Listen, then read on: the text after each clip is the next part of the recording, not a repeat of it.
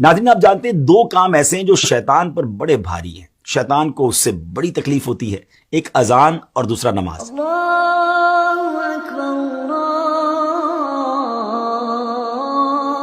اکبر۔ جی ہاں، جب اذان ہوتی ہے تو شیطان کئی میل دور بھاگ جاتا ہے اور نماز تو اس کی ناک رگڑوا دیتی ہے، مگر ایسا بدبخت جو نماز اور اذان سے اتنی تکلیف محسوس کرتا ہو، اس نے ایک بار ایک بزرگ ہستی کو نماز کے لیے جگایا۔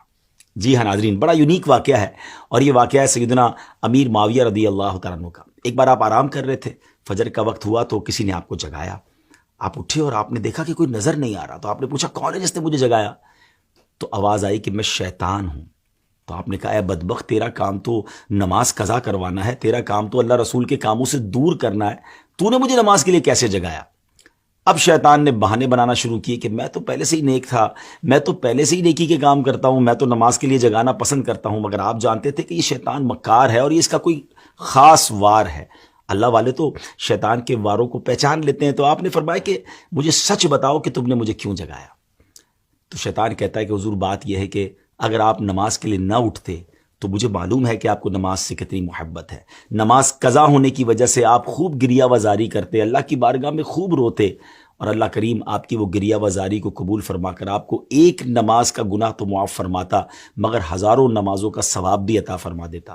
تو میں نہیں چاہتا کہ آپ کو ہزاروں نمازوں کا ثواب ملے، اس لیے میں نے آپ کو جگا دیا، کیونکہ میں مسلمانوں کا خیر خواہ نہیں، اور میں نہیں چاہتا کہ مسلمانوں کو زیادہ نیکیاں مل سکیں۔ پیارے اسلامی بھائیو، بظاہر تو یہ ایک واقعہ ہے، لیکن ہمارے لیے اس میں بڑا درس ہے، کیونکہ شیطان پہلے تو ہمیں نیکیاں کرنے نہیں دیتا، اچھا پھر ہم نیکیاں کرنے لگ جائیں تو وہ نیکیوں میں کمی کروانے کی کوشش کرتا ہے۔ آپ نے دیکھا ہوگا شروع میں بہت سارے لوگ جو نماز شروع کرتے ہیں تو سنت غیر موقدہ بھی پڑھتے ہیں، فرض بھی پڑھتے ہیں، نوافل بھی پڑھتے ہیں، لیکن آہستہ آہستہ پھر نوافل کم ہو جاتے ہیں، پھر ہم نے دیکھا کچھ لوگوں کی سنتیں کم ہو جاتی ہیں، اور ایک وقت آتا ہے کہ پھر نماز بھی چلی جاتی ہے۔